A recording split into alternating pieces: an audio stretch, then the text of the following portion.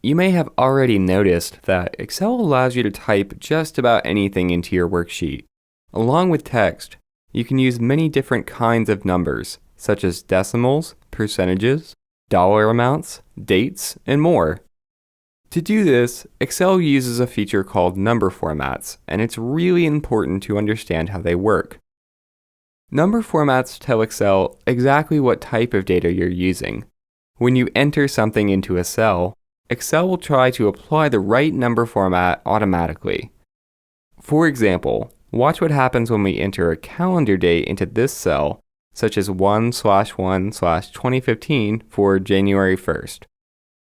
If you look at the number format drop-down menu on the Home tab, you'll see that this cell is now using the date number format.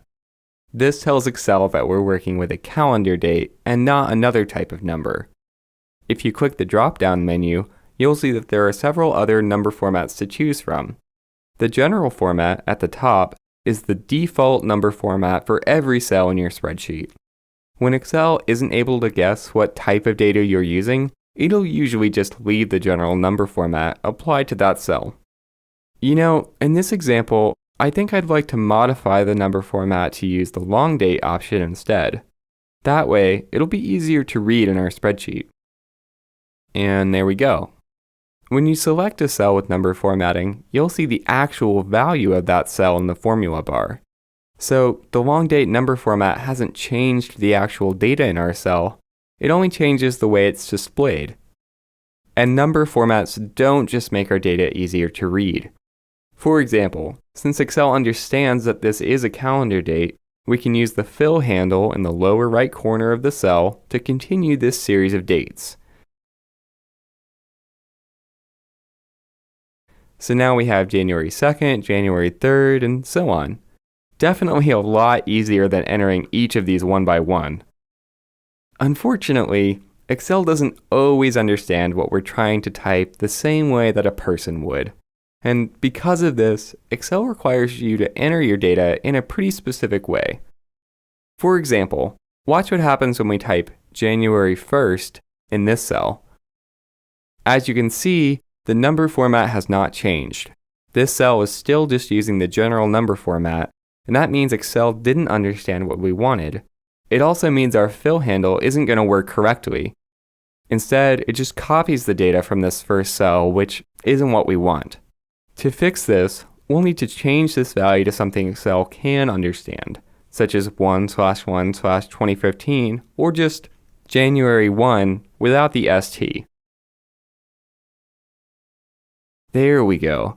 So you can see that Excel has applied a custom date format to this cell.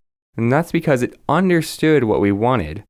And now, just like before, we can see the cell's actual value in the formula bar. And we can even use the fill handle to continue this series of dates.